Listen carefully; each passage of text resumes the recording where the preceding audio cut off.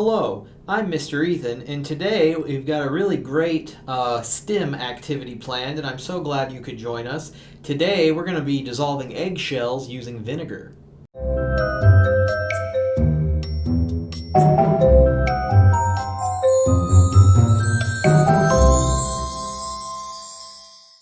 Okay, so like I said, today we're going to start dissolving some eggshells with vinegar, and it might take a few days of letting it soak, but first, let's do some comparisons.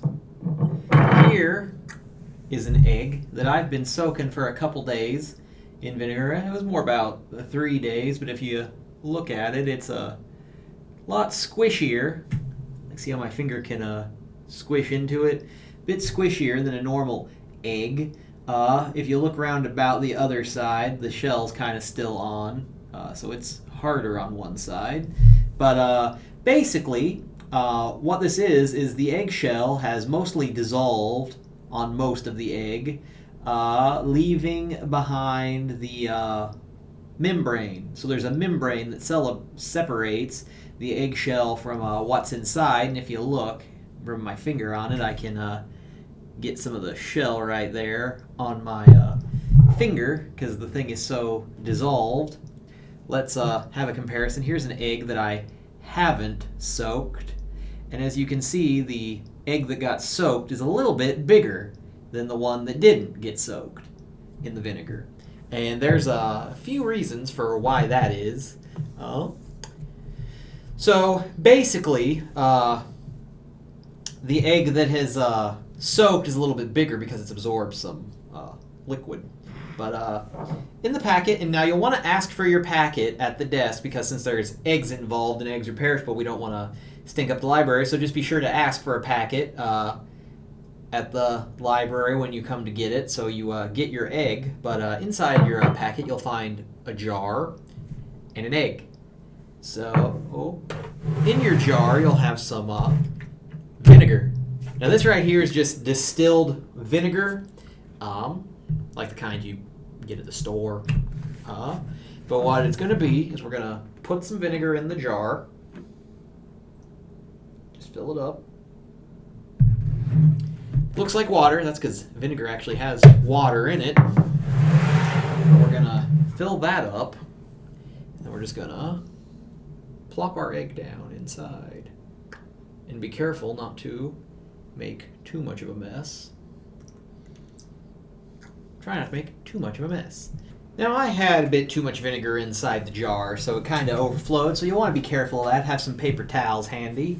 But if we take a look at our egg, get it real close and see if it'll focus, the camera focus, you'll notice that there are some bubbles, a whole lot of bubbles forming on the egg.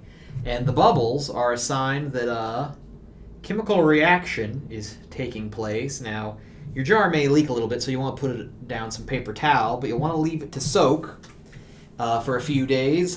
Give it about a day, and then check on your egg, and then write down any observations or notes you find if the shell's starting to come off or crack or looking different. Then put it back in and leave it in for another day and then test it again. And then look at it again on a third day and you'll see your existing egg will also become bouncy afterwards. Just be sure not to bounce it too hard or it'll bust. It's very important to be careful because the shell protects the egg, and you dissolve the shell, the egg's going to be more vulnerable. And definitely don't try to cook and eat this egg. It's not a very good idea. It's not very safe or healthy. This is a science egg. But to explain some of the scientific processes going on here that's causing this to happen, so the bubbles in the jar indicate that a chemical reaction is happening. And what's in the vinegar is acetic acid is what it's called, and water. Now, vinegar is usually 5% acetic acid and 95% water, at least that's what this vinegar is. And the eggshell is primarily composed of calcium carbonate, which is another chemical compound of, well, calcium. Same kind of stuff that's like in your bones and teeth. And what the acetic acid does is it's acidic and the calcium carbonate's basic, so they react. And when they react, it produces these bubbles, which are carbon dioxide. So it creates some carbonation bubbles inside of the jar. And that's why you want to put it on a paper towel, because it might leak a little bit from the carbonation. But this will slowly dissolve all the calcium out into the vinegar. And then you'll have your squishy, bouncy egg.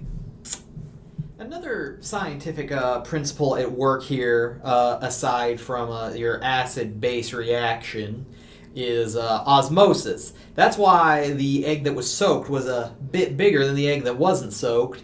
Osmosis is a mechanism by which water tries to balance out. Basically, there's more water in the vinegar than there is water in the egg, and the egg shell serves as a waterproof barrier, but once that's gone, the water that's in the vinegar can flow into the egg. One thing to note is that water isn't the only thing that can be transferred or absorbed through osmosis, but for the purpose of this experiment, it is water. Thank you so much for joining me today, and I hope you really enjoyed this experiment.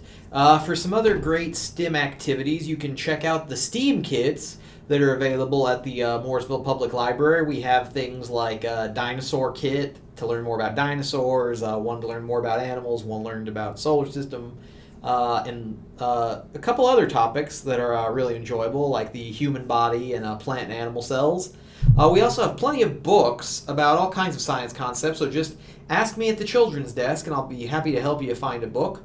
If you liked this video, be sure to like and subscribe. It really helps us out, and it makes sure that you see the videos every Monday when they go up. And don't forget to come by and get your packet. Now, like I said at the beginning of the video, this packet has an egg which is perishable, so we ask that you ask for a packet at the desk, and we'll get you your packet and your egg, and you'll be good to go.